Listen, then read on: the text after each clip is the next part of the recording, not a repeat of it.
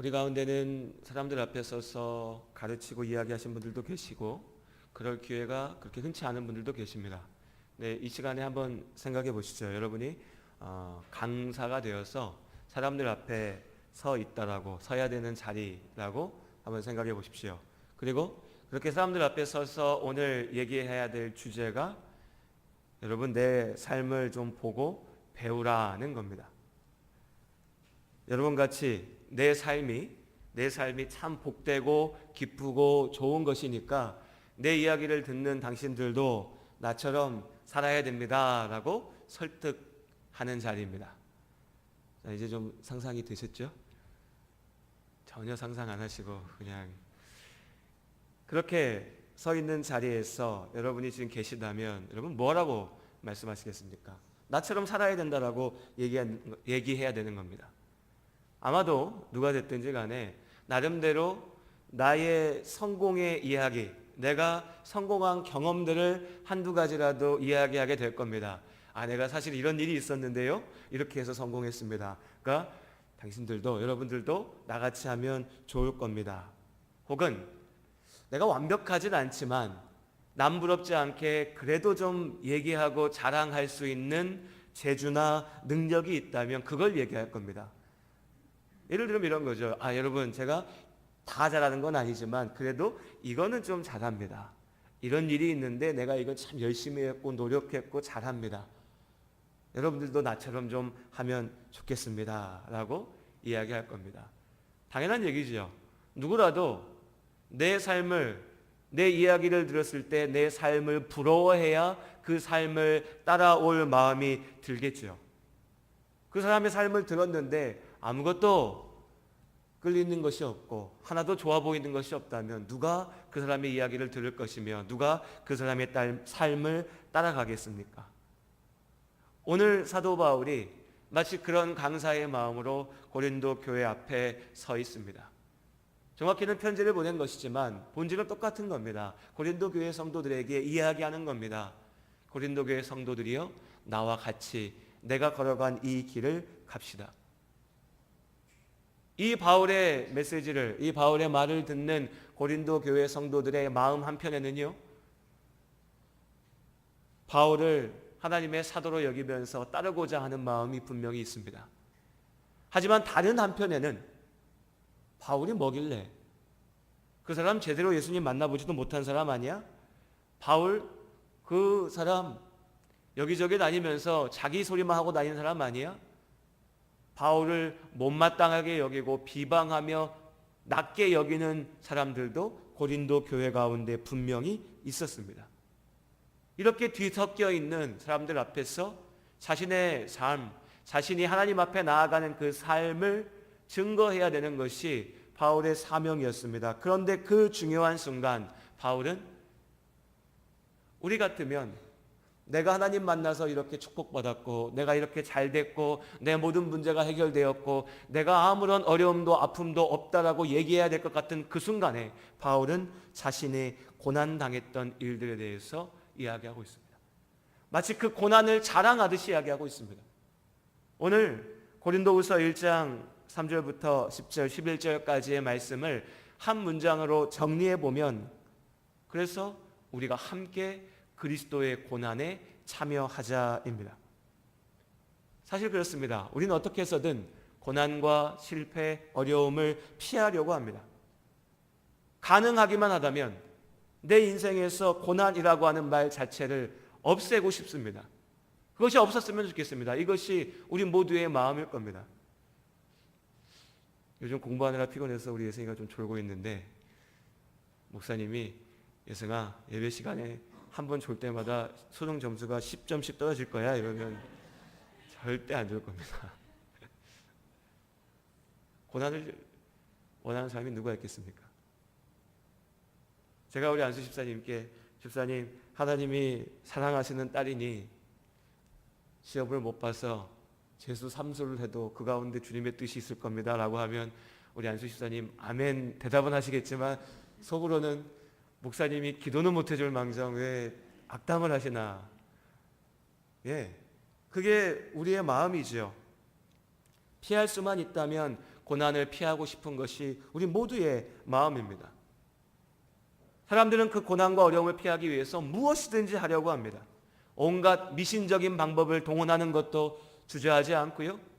그것이 분명히 옳지 않은 일이고 악한 일인 것을 알더라도 그것이 나에게 닥칠 어려움, 나에게 닥칠 고난, 나를 힘들게 하는 것들을 피해갈 수 있는 길로 보인다면 많은 사람들이 주저하지 않고 그 길을 걸어갈 겁니다. 하지만 사도 바울은 모두가 고난을 피하고자 할 때 우리에게 자신과 더불어서 함께 그 고난의 길을 걸어가자라고 이야기하고 있습니다. 여기서 바울이 말하는 고난은 그리스도로 말미암아 받는 고난입니다. 내가 죄를 지었기 때문에 받는 어려움이 아니라 내가 하나님의 길을 쫓아가기에 마땅히 감당해야 될 고난입니다.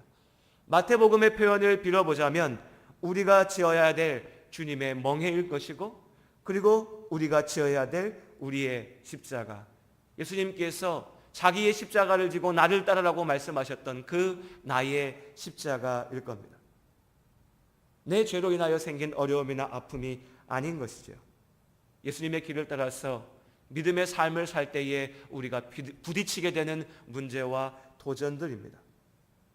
하나님 나라 가기까지 이 땅을 살아가면서 아직 환난의 시기가 끝나지 않았기에 우리가 어찌할 수 없이 부딪혀야만 하는, 이겨내야 되는 문제들, 어려움들이 우리 앞에 분명히 있는 것입니다.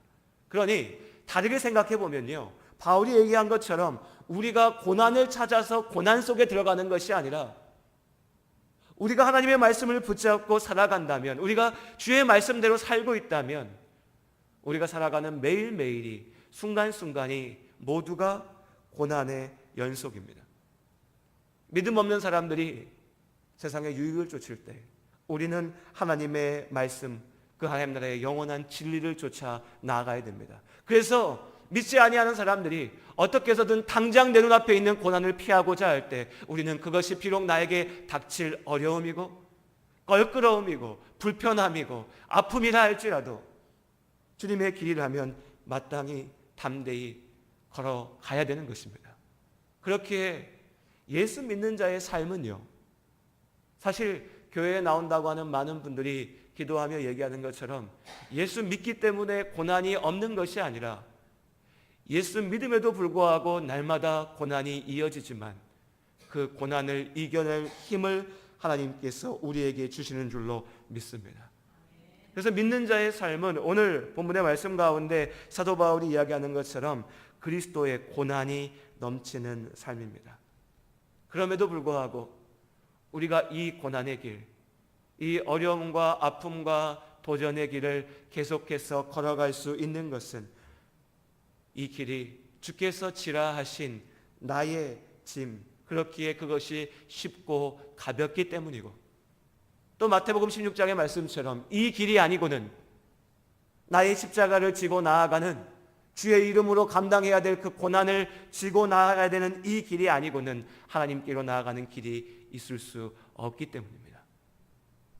더 나아가서 오늘 말씀 가운데에 이 어려움과 도전과 고난의 길이 우리의 삶 속에서 우리가 날마다 부딪히고 아파하고 때로 좌절하고 신음하며 그럼에도 불구하고 넘어서야 될 그 모든 문제들이 우리에게 기쁨이 될 수 있는 것은 오늘 4절의 말씀처럼 우리가 받는 위로도 그리스도의 이름으로 말미암아 넘치기 때문인 줄로 믿습니다. 우리 5절의 말씀을 같이 한번 읽어보겠습니다. 고린도후서 1장 5절입니다. 함께 읽겠습니다. 그리스도의 고난이 우리에게 넘친 것 같이 우리가 받는 위로도 그리스도로 말미암아 넘치는도다. 아멘. 그러니 쉽게 얘기하면 그렇습니다. 고난이 없다면 위로도 없습니다. 고난이 없다면 은혜가 없고, 고난이 없으면 기쁨이 없습니다. 고난이 없다면 예수 그리스도로 말미암아 우리가 마땅히 지어야 될 그 십자가가, 우리가 마땅히 지어야 될 그 주의 짐을 우리가 지지 않는다면 하나님께서 우리에게 부어주시는 그 충만한 위로도 우리가 결코 경험할 수가 없습니다. 사도 바울은 이어지는 말씀에서 고난이 오히려 기쁨과 위로가 되는 이 하나님 나라의 원리를 자신의 경험 속에서 분명하게 이야기하고 있습니다. 선교의 현장에서 사도 바울은 말 그대로 비유가 아니라 말 그대로 죽음의 위기를 숱하게 넘겼습니다. 몸이 병들고 굶주렸습니다. 아팠습니다. 자신을 죽이고자 하는 사람들에게 피하여서 도망쳐야 됐습니다. 말 그대로 바울의 선교 현장에서의 삶은 죽음의 위기 속에 서 있는 삶이었습니다. 가난했습니다. 초라했습니다. 사도 바울이 위대하다라고 대단하다라고 위해주고 아껴주는 사람 없었습니다. 그러고 보면 오늘날을 사는 목사들은 참 복받았습니다. 목사라고 해서 교회만 잘 섬겨도 잘 먹을 수 있고 잘 입을 수 있고 대접받으면서 나름 살 수 있습니다. 초대교회의 하나님의 일꾼들은 그럴 수 없었습니다. 그들은 항상 힘겨웠고 아팠고 도망다녀야 됐습니다. 그런데 그런 바울을 더 힘들게 했던 것은 그가 육체로 경험해야 됐던, 육신으로 이겨내야 됐던 어려움이 아니라 그가 마음으로 이겨내야 됐던 문제들이었습니다. 자신이 목숨을 걸고 복음을 전하고 세웠던 교회가 거짓 선지자들의 소리에 넘어가서 무너졌습니다. 바울을 비방하는 자들의 소리를 듣고 덩달아서 바울을 손가락질하며 그가 죄인이라고, 그가 하나님 앞에 온전하지 못하다고 욕하고 비방하고 배신했습니다. 하나님의 일을 위해서 헌신했지만 바울이 이 세상에서의 삶을 마치는 그 순간까지도 우리가 아는 것처럼 바울은 복음을 전가하다 순교했지요. 세상의 삶을 마치는 그 순간까지도 바울의 삶 속에서 실패와 고난은 끝나지 않았습니다. 그러니 사도 바울이 나처럼 살라, 나를 보고 배우라, 내 안에 기쁨이 있다 라고 아무리 얘기해도 세상의 기준으로 바라보면 도무지 이해가 되지 않습니다. 실패한 삶이고 고난의 삶이고 아픔의 삶이었으니까요. 그런데 그 고난 속에서 바울이 기뻐할 수 있었던 것, 그 고난 속에서 바울이 내가 위로받았다라고 얘기할 수 있었던 것은 바울이 깨달은 한 가지 원리 때문인데 그것이 9절에 기록되어져 있습니다. 우리 고린도후서 2장 9절의 말씀을 함께 읽겠습니다. 2장 9절을 우리 함께 읽습니다. 우리는 우리 자신이 사형 선고를 받은 줄 알았으니 죄송합니다. 고린도후서 1장입니다. 고린도후서 1장 9절 말씀 우리 함께 읽겠습니다. 우리는 우리 자신이 사형 선고를 받은 줄 알았으니 이는 우리로 자기를 의지하지 말고 오직 죽은 자를 다시 살리시는 하나님만 의지하게 하심이라. 아멘. 이 고난의 과정을 통해서, 연단의 과정을 통해서 아픔과 실패를 밟아가면서 사실 우리들 중에 누구라도 하나님이 나에게 이런 어려움을 주신다고 하면 하나님 됐습니다, 나 그거 안 하고 싶습니다 라고 얘기할 그 어려움의 순간들을 겪어가면서 바울이 깨닫게 된 것은 내가 의지할 것은 내가 아니고 오직 죽은 자를 다시 살리시는 하나님이시다, 내가 하나님을 의지하여 산다라고 하는 것입니다. 고난의 순간 오로지 오직 주께만 의지하게 됐을 때, 그때 비로소 하나님께서 우리에게 부어주시는 참된 위로를 우리가 경험하게 되는 줄로 믿습니다. 그 순간 내 삶이 나에게 맡겨져 있는 것이 아니라 하나님께 맡겨져 있음을, 내 삶의 성공이라고 하는 것이 내가 꿈꾸는 삶이 이루어지는 것이 아니라 하나님께서 내가 있기를 원하시는 장소에 내가 하나님께서 원하시는 모습으로 서 있는 것이 축복이며 성공이고 기쁨이라고 하는 것을 깨닫게 되는 그 순간 고난이, 아픔이 위로가 되고 곧 감사와 찬양이 되는 줄로 믿습니다. 내 힘으로 넘어야 될 벽이 저 앞에서 높다랗게 서 있을 때 우리가 좌절하고 절망하고 실망하게 되지만 그 벽을 넘게 하시는 이가 내가 아니라 하나님이심을 인정하게 될 때 입으로만 이야기하는 것이 아니라 나의 온 삶을 통하여서 믿게 될 때, 내 삶이 온전히 주의 손에 맡겨져 있음을 고백하게 될 때, 그때 사도 바울이 고백한 것처럼 그리스도의 고난이 우리에게 넘친 것 같이 그리스도의 위로가 우리 가운데 가득하게 될 줄로 믿습니다. 그런데 이 위로에는요, 하나님께서 우리에게 주시는 이 위로에는 아주 놀라운 특징이 있습니다. 그것은 이 위로와 기쁨이 나에게만 머무는 것이 아니라 나를 통하여서 전해진다는 겁니다. 우리 1장 4절 말씀을 같이 읽어보겠습니다. 고린도후서 1장 4절의 말씀 함께 읽겠습니다. 우리의 모든 환난 중에서 우리를 위로하사 우리로 하여금 하나님께 받는 위로로서 모든 환난 중에 있는 자들을 능히 위로하게 하시는 이시로다. 아멘. 예, 이것이 하나님의 위로의 신비입니다. 내가 혼자 만족하고 내가 혼자 기뻐하고 내가 혼자 위로받고 그래 이 정도면 됐어, 하나님 나와 함께 하셔, 거기서 멈추는 것이 아니라 나에게 주시는 그 위로가 나를 바라보는 많은 이들에게 또한 위로가 되고, 위로받은 내가 또한 그 고난의 순간과 그 고난을 통하여서 경험한 하나님의 능력, 하나님의 위로하심과 도우심을 통하여서 나와 마찬가지로 주님의 길을 걸어가며 아파하고 힘겨워하는 나의 믿음의 가족들에게 주의 사랑을 증거하고 함께 위로할 수 있게 되는 줄로 믿습니다. 그렇게 우리는 주님 안에서 서로에게 위로가 되고 기쁨이 됩니다. 세상은 누군가의 약함을 보고 부족함을 보면 그것을 비웃고 조롱하고 손가락질하고 이야기거리로 삼지만, 믿음의 사람들 된 우리는, 교회는 마땅히 우리가 주의 길을 함께 걸어가며 부딪히게 되는 아픔과 어려움을 봤을 때 그 아픔이 또한 나의 아픔 될 수 있기에, 또한 내가 그러한 아픔의 길을 주님 안에서 걸어왔기에 서로 위로하고 격려하며 함께 눈물 흘리고 함께 기뻐할 수 있는 줄로 믿습니다. 우리 모두가 주의 길을 쫓아서 함께 걸어가고 있기 때문입니다. 그 고난이 거기서 끝나는 것이 아니라 하나님의 위로로 바뀌게 된다는 것을 우리가 알기 때문이고, 지금의 고난이, 지금의 어려움이, 아픔이 끝이 아니라 영원하신 하나님 나라의 축복이 우리 가운데 있음을 믿기 때문입니다. 바울의 고백처럼 사나 죽으나 나를 인도하시는 이가 하나님이심을 우리가 믿기 때문입니다. 그러니 주 안에 사랑하는 우리 함께 성도님들, 지금 내 앞에 던져져 있는 어려움들이 다시 내일을 살아가며 우리가 삶 속에서 부딪히는 실망과 좌절과 아픔과 어려움 속에서 나 홀로 버려져 있다라고 좌절하지 않기를 원합니다. 세상 누구도 나를 알아주지 않는다라고 포기하지 않기를 원합니다. 지금 나의 잠시의 실패가 마치 나의 인생 모든 것이 버려진 것처럼 그렇게 스스로 낭망하지 않기를 원합니다. 우리가 주님과 더불어서 경험하는 모든 고난의 순간 가운데 그리스도의 위로가 우리 가운데 가득함을 믿습니다.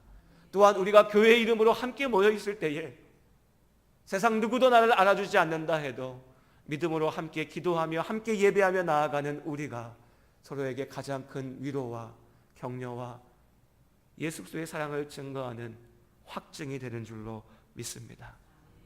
그러니 여러분, 세상의 기준대로 얘기하면 어리석은 얘기고 말이 안 되는 얘기고 바보 같은 소리지만, 우리 오늘 바울을 통해서 하나님께서 주시는 말씀대로 그리스도의 고난 가운데 함께 참여할 수 있기를 원합니다.